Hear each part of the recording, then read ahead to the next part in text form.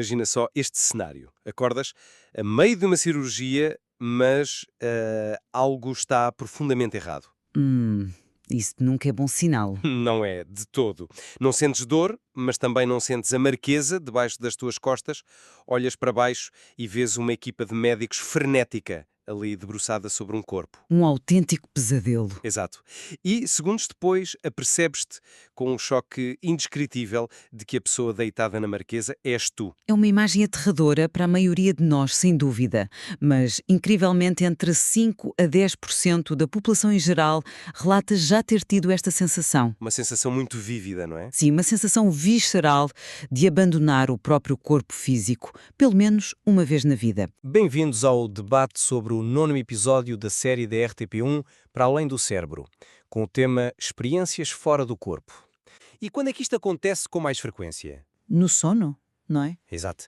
Naquelas manhãs de fim de semana, quando o despertador não toca e ficamos ali a acordar muito lentamente nos chamados estados hipnagógicos ou hipnopômpicos. Que são transições muito específicas da nossa consciência. Precisamente, para quem não está muito familiarizado com isto, esses estados são basicamente aquela terra de ninguém entre o estar acordado e o estar a dormir. Uhum. É aquele momento em que o teu cérebro já começou a processar a mecânica do sonho, mas tu ainda tens alguma percepção visual ou auditiva do quarto à tua volta. E é mesmo aqui que a biologia falha rotundamente. O nosso cérebro tem uma área, a junção temporoparietal, que passa 24 horas por dia a integrar 3 coisas fundamentais. A nossa localização no espaço, certo? Isso, junta a tua visão, junta a proprioceção, que é a noção de onde estão os teus membros, e o sistema vestibular, que trata do equilíbrio. O teu cérebro tem de fazer um cálculo computacional brutal a cada segundo, só para te convencer de que tu estás literalmente atrás dos teus próprios olhos. E quando estás a acordar nesses estados liminares ou sob extremo cansaço, os dados da visão, do equilíbrio e dos músculos entram em desincronia total. A junção recebe sinais mistos e colapsa. E o que é que o cérebro faz quando não sabe onde tu estás fisicamente? Cria uma saída de emergência visual. Exatamente como um motor de jogo de vídeo. Quando o boneco fica preso numa parede, o que é que a câmara faz? Salta da primeira pessoa para uma perspectiva de terceira pessoa, vista de cima. É uma simples resolução de erros do nosso sistema nervoso. Normalmente, quando pensamos na nossa localização no espaço, assumimos uma espécie de certeza absoluta. Sim, é automático. Exato, é automático. É como se tivéssemos um sistema de GPS perfeitamente calibrado dentro da cabeça. Onde quer que o corpo físico vá, o eu segue-o. É linear, é previsível. Estou sentada nesta cadeira, logo eu sou esta cadeira e os limites da minha pele são os limites do meu ser. Pois, é uma premissa tão básica, tão fundamental da nossa existência diária, que nós nem sequer pensamos nela. Gostamos dessa coragem física, não é? Claro, dá-nos conforto. Sentimos-nos seguros com essa ideia de que a nossa consciência, a nossa identidade, está firmemente contida e trancada dentro da nossa caixa craniana, a olhar para o mundo através dos olhos como se fossem duas janelas. Mas depois, e é aqui que entra o material que estamos a analisar hoje, entramos no território da neurologia de urgência, do trauma físico extremo, ou daquelas situações limite de quase morte e de repente... Esse GPS perde totalmente o sinal. Literalmente. O mapa fundacional do nosso ser simplesmente desfaz-se. O fenómeno de que vamos falar e que tem vindo a ganhar uma atenção cada vez mais rigorosa na literatura médica recente é a experiência fora do corpo. Estas pessoas relatam observar o mundo físico ou a sua própria sala de reanimação a partir de uma perspectiva externa, muitas vezes a pairar perto do teto. E há uma percentagem verdadeiramente notável, repara, não estamos a falar de uma anomalia estatística irrelevante ou de casos isolados de pessoas com distúrbios de percepção. Estamos a lidar com um fenómeno humano profundo, transversal a culturas, idades, géneros e estados de saúde mental prévios. É a definição absoluta de um território ontológico não mapeado, onde as próprias leis da biologia e da física clássica parecem entrar em colapso. O que nos leva diretamente à encruzilhada da nossa discussão. O cerne da questão é este: serão estas experiências fora do corpo a prova empírica de que a consciência humana é não local, ou seja, capaz de existir e operar independentemente do cérebro biológico, ou serão, pelo contrário, meramente uma ilusão neurobiológica altamente complexa, gerada por uma falha momentânea na forma como o nosso cérebro processa e calcula a nossa localização espacial. Como sempre, temos visões distintas sobre isto. Totalmente. Para deixar claro desde o início, eu defendo a perspectiva neurocientífica materialista. Para mim, as experiências fora do corpo são subprodutos fascinantes, reais, mas inteiramente biológicos. Certo. Resultam de anomalias muito pontuais no processamento espacial do nosso cérebro. E eu chego a isto de uma forma bastante diferente. Eu defendo a perspectiva da consciência não local. As descrições incrivelmente precisas do ambiente que os pacientes fazem durante estados de morte clínica indicam-nos algo maior. Para mim, a consciência não é um mero produto do cérebro, é algo que sobrevive fora dele. Não é invenção, mas a minha posição baseia-se em entender como o cérebro constrói a realidade. A experiência de estarmos dentro do corpo não é um dado adquirido, é uma computação pesadíssima. Repara, o cérebro tem de integrar o que vês com os olhos e o teu sistema vestibular no ouvido interno. Que dá o equilíbrio. Exato. E ainda junta à própria percepção. É a capacidade de saberes onde estão os teus membros sem teres de olhar para eles. Os receptores musculares enviam sinais constantes e todas estas peças cruzam-se numa região muito específica, a junção temporoparietal. Onde o cérebro faz a matemática toda. Isso. É como um GPS de alta precisão que junta os dados dos satélites para te colocar no mapa. Mas o que acontece quando há uma interferência? Um choque emocional, epilepsia ou fadiga extrema? O sistema falha. O sinal visual diz uma coisa, o ouvido interno diz outra, o GPS entra em pânico. E a solução de recurso do cérebro é projetar a tua percepção de ti mesmo para fora daquele conflito geográfico. Essa tua explicação mecânica é fantástica para explicar falhas em cérebros saudáveis que estão apenas um bocado confusos. Mas, desculpa, tu estás a ignorar o elefante na sala. O contexto em que as experiências mais profundas e inexplicáveis ocorrem. As experiências quase morte, ou EQMs. A minha posição é que a consciência não tem uma base estritamente biológica. Pensa num terminal de computador ligado à nuvem, ao cloud computing. Ok. O teu cérebro não está a gerar o sistema operativo nem os teus fecheiros a partir do zero. Ele é apenas o hardware local. É o ecrã e o teclado. Certo. A célula na rede maior. Exatamente. Quando deixas cair o ecrã e ele parte, ou quando a bateria morre de vez, o documento em que estavas a trabalhar não deixa de existir, apenas perdeste a interface local, não é? A informação continua na nuvem. Percebo a analogia. E a prova disto reside no facto de que há pacientes a relatar ECMs com uma lucidez incrível precisamente quando o hardware local está não funcional, sem coração a bater, sem respiração, sem a atividade no córtex. É o eletroencefalograma plano. E relatam cirurgias em detalhe, comportamentos estranhos dos médicos e até coisas perfeitamente banais, como um enfermeiro ter os atacadores dos sapatos trocados. Se a consciência é só uma computação biológica do GPS, como tu dizes, como é que o cérebro observa e raciocina no exato momento em que está desligado da corrente? Compreendo o apelo dessa ideia e confesso-te uma coisa, a precisão visual desses relatos é um desafio genuíno. Quando comecei a ler a fundo alguns destes casos clínicos, deu-me a falta à cabeça. Acredito. O caso da Pam Reynolds, por exemplo, não é nada fácil de descartar para quem tem uma visão puramente biológica como eu. Ainda bem que trazes esse caso. A Pam Reynolds é a tempestade perfeita para a ciência materialista. A cirurgia dela não foi nada normal. Foi uma paragem cardíaca hipotérmica. Sim, para operar o aneurisma na base do cérebro. Exato, sem o risco de rebentar. O que é que os médicos fizeram? Arrefeceram-lhe o corpo para uns 15 graus Celsius, pararam-lhe o coração e drenaram o sangue todo do corpo dela. A cabeça estava vendada e, mais importante, ela tinha uns auscultadores nos ouvidos a emitir cliques fortíssimos. A 100 decibéis. A 100 decibéis, para garantirem que o tronco cerebral não processava som. O cérebro dela estava liso, sem oxigênio, sem atividade elétrica. nulo. É um cenário extremo, claro. Completamente extremo. E, no entanto, após a cirurgia, ela relata uma experiência fora do corpo. Descreve ter flutuado acima da mesa e de lá observou tudo. E, atenção, não foi um sonho confuso. Ela descreveu a serra cirúrgica específica que usaram no crânio dela. A tal que parecia uma escova de dentes elétrica. Sim. E não uma serra normal. Ela descreveu a caixa onde os médicos guardavam as lâminas e relatou palavra por palavra as conversas sobre as veias da perna. Como é que uma computação do GPS falhada da junção temporoparietal consegue renderizar uma cena 3D perfeita, sem sangue e sem oxigênio? Pois, Não consegue. A consciência dela estava de facto fora do hardware. eu percebo perfeitamente porque achas isso e os detalhes são arrepiantes, admito sem problema. Mas a ciência exige que olhemos para os detalhes da linha temporal. Que linha temporal? A cronologia dos eventos, não estou convencido por essa linha de raciocínio de que ela viu sem o cérebro.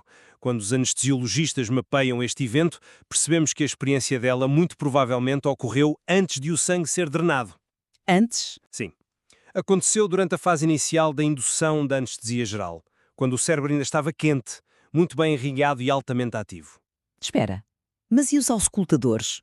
Ela não podia ouvir nada e os olhos estavam tapados com fita adesiva. Como é que ela descreveu visualmente a serra? É aí que entra a neurologia maravilhosa da audição e da anestesia. Sabemos que a anestesia não é um interruptor perfeito. Os pacientes flutuam. Há momentos em que os sentidos começam a despertar, mas o sistema motor continua paralisado. E o primeiro sentido a regressar é sempre a audição. Mas ela tinha os cliques de 100 decibéis. Certo, mesmo com os cliques no canal auditivo, o som viaja pelos ossos do crânio. É o que chamamos de condução óssea. Ela não adivinhou visualmente a serra. Ela ouviu o som agudo e o zumbido de uma serra pneumática e ouviu os médicos falarem sobre a veia da perna. Vais dizer que o cérebro inventou a imagem toda? Eu diria que o cérebro é um arquiteto desesperado por sentido. A Pam ouviu um motor semelhante a uma escova de dentes, sentiu vibrações no crânio.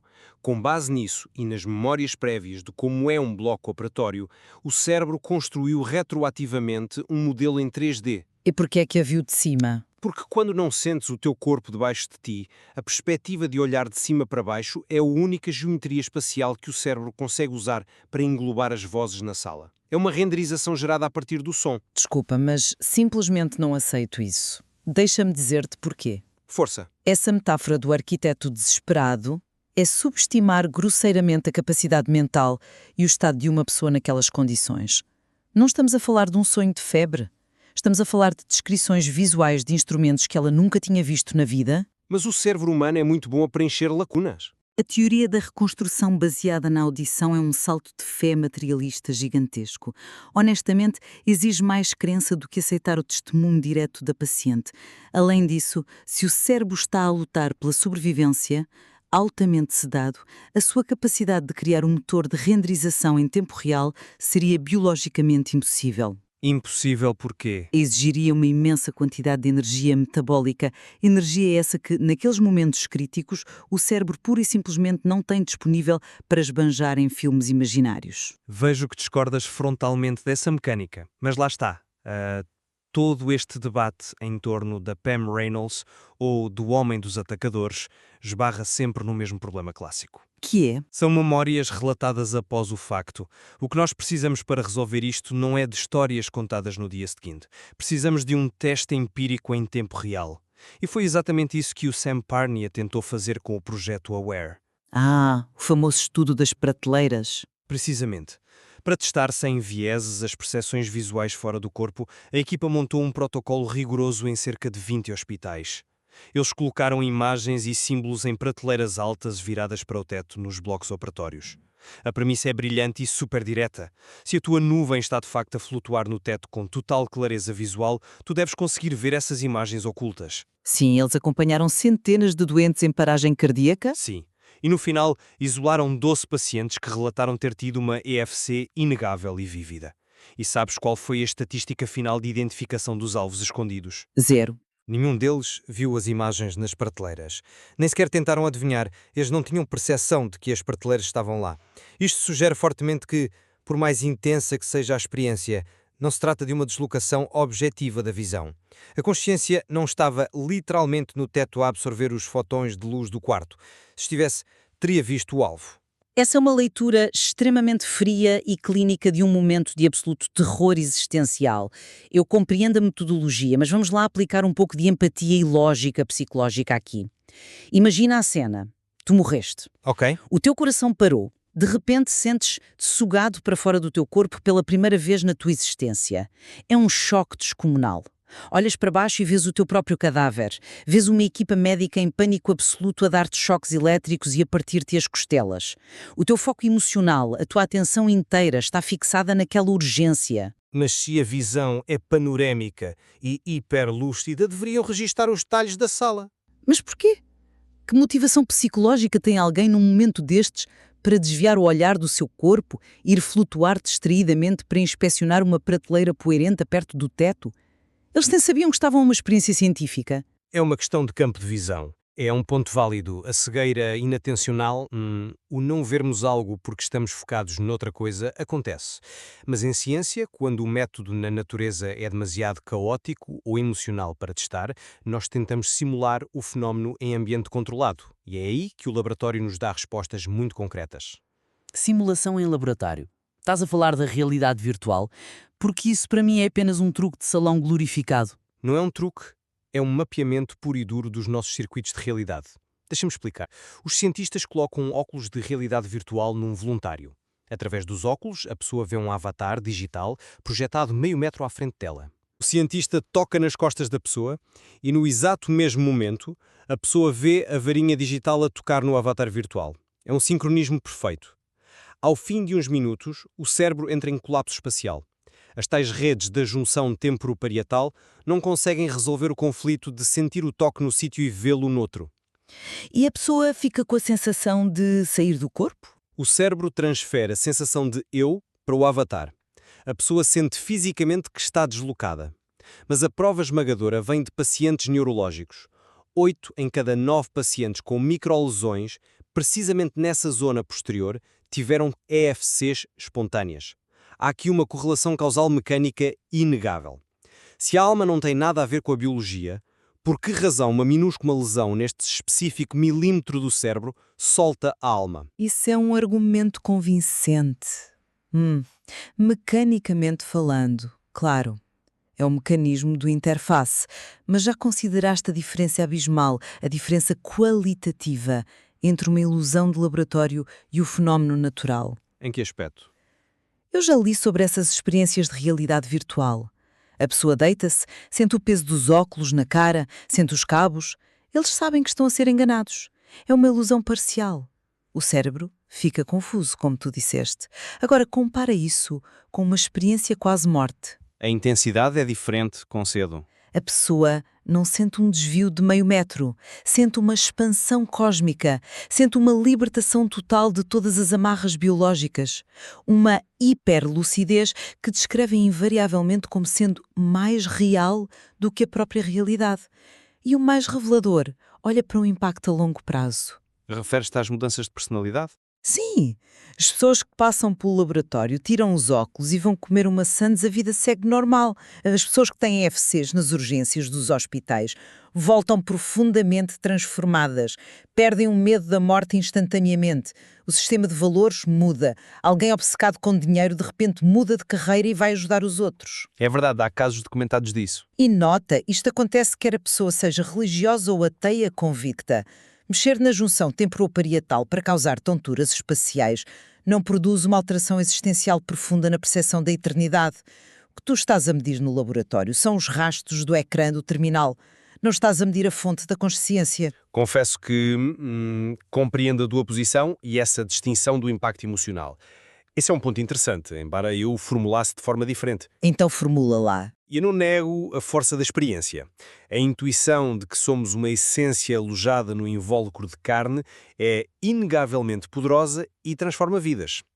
Mas a ciência mede causas, não apenas sentimentos. Uma emoção transcendental gerada por uma anomalia na rede neural continua a ter valor psicoterapêutico, mas não altera a física do universo. Lembras-te da analogia do membro fantasma? Lembro, mas acho que é fundamentalmente diferente deste caso. Deixa-me só desenvolvê-lo um bocadinho. Quando alguém perde um braço, o cérebro continua a ter o mapa neuronal desse braço intacto. O paciente pode sentir uma dor excruciante no braço que já não existe. Ele sente os dedos a dobrar, pode chorar de dor, a experiência é avassaladora e muda a vida dele. Certo, a dor é real para ele. Mas o facto dele sentir o braço imaterial não significa que o braço cresceu numa dimensão espiritual não local. Significa apenas que a maquinaria que calcula o eu consegue sobrepor-se à realidade física. As experiências fora do corpo são a versão de corpo inteiro deste mesmo fenómeno. Mas repara bem onde a tua analogia falha. O membro fantasma é o cérebro a cometer um erro baseado no passado. Está a processar a memória de um braço que sempre lá esteve. É uma falha do sistema na mesma. Mas é de natureza diferente.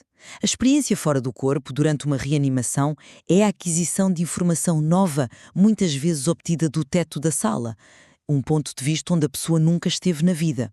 A neurociência mete tudo no mesmo saco, porque ambas mexem com a noção do eu, mas as implicações não podiam ser mais distantes. Mas partilham o mesmo processador central, o hardware biológico que teima em criar uma narrativa mesmo quando as luzes estão quase a apagar-se. Penso que, para resumir a nossa discussão, a minha perspectiva mantém-se firme na biologia maravilhosa que temos. Certo. As experiências fora do corpo não provam a nossa imortalidade, mas revelam quão frágil e incessante é a construção daquilo que chamamos eu. A sensação de estarmos dentro da nossa cabeça é um milagre de computação contínua. E quando o sistema falha, a ilusão desfaz-se. A ciência não tira a magia a isto, apenas nos deixa ver as engrenagens por trás da cortina. E do meu lado, o resumo reflete uma necessidade vital de não reduzirmos o humano à mera máquina. Para mim, os relatos consistentes de doentes que, sem qualquer atividade biológica para sustentar o pensamento, conseguem experienciar uma transformação cósmica, apontam na direção oposta. Para a não localidade. Exatamente. A consciência não é uma secreção do cérebro como a bilis é do fígado. O cérebro pode ser a interface, mas não gera a totalidade de quem somos. Ambos reconhecemos que as experiências fora do corpo não são invenções de gente que quer atenção, nem devem ser descartadas como sonhos ou alucinações vulgares. São fenómenos muito reais e ignorá-las é fechar os olhos à natureza humana. Exatamente. O facto da experiência subjetiva ser tão intensa prova a urgência de a ciência não ter medo de explorar estas áreas de fronteira. Precisamos de metodologias cada vez melhores. Sem dúvida nenhuma. A visão materialista estrita tem sido muito útil, mas há perguntas que ela simplesmente ainda não consegue responder de forma satisfatória. O mistério continua escancarado. Fica então claro que a resposta final sobre esta dança complexa entre a máquina cinzenta dentro dos nossos crânios e a coisa imaterial a que chamamos mente vai exigir tempo, respeito pelos relatos e muitos mais debates rigorosos. Exatamente. O fascínio não é apenas sair do corpo. Ambos temos de concordar que o milagre cotidiano, o truque de magia supremo que tomamos como garantido, é a experiência dentro do corpo. Sem dúvida. A nossa percepção regular, contínua, é um mistério formidável. O facto de que o cérebro tem de fazer bilhões de cálculos subliminares a cada milissegundo de vigília para ancorar a nossa mente no espaço, sem que notemos qualquer atraso no sistema, é extraordinário. Exatamente isso. E é esse o pensamento que queremos deixar ao nosso ouvinte hoje. Se está neste momento a conduzir no trânsito ou simplesmente em casa a lavar a louça, pare por um segundo e sinta o peso disto. Tudo o que a sua biologia está a fazer neste exato segundo para o convencer de que o eu existe e de que habita mesmo atrás dos seus olhos. Será que a sua noção de localização aponta para a realidade física inquestionável ou é apenas uma ilusão engenhosa que aguarda um curto-circuito para revelar o seu truque? Fica a reflexão para si próprio decidir. O nosso objetivo hoje não foi resolver este dilema de séculos, mas sim deitar luz sobre as duas perspectivas. As ferramentas que temos hoje à nossa disposição, quer as neurocientíficas, quer as ferramentas filosóficas, estão claramente a ser esticadas até ao seu limite absoluto por estas ocorrências estranhas. Não saímos daqui com certezas definitivas e absolutas sobre a localização física da mente, não era de todo esse o nosso propósito hoje, mas o documentário da série Para Além do Cérebro traz à luz argumentos de peso que merecem este escrutínio intenso que lhe dedicamos. Obrigada por ouvir o debate e por exercitar o pensamento crítico connosco. Agradecemos por estarem aí, não se esqueçam de seguir o podcast. Até breve. Até à próxima.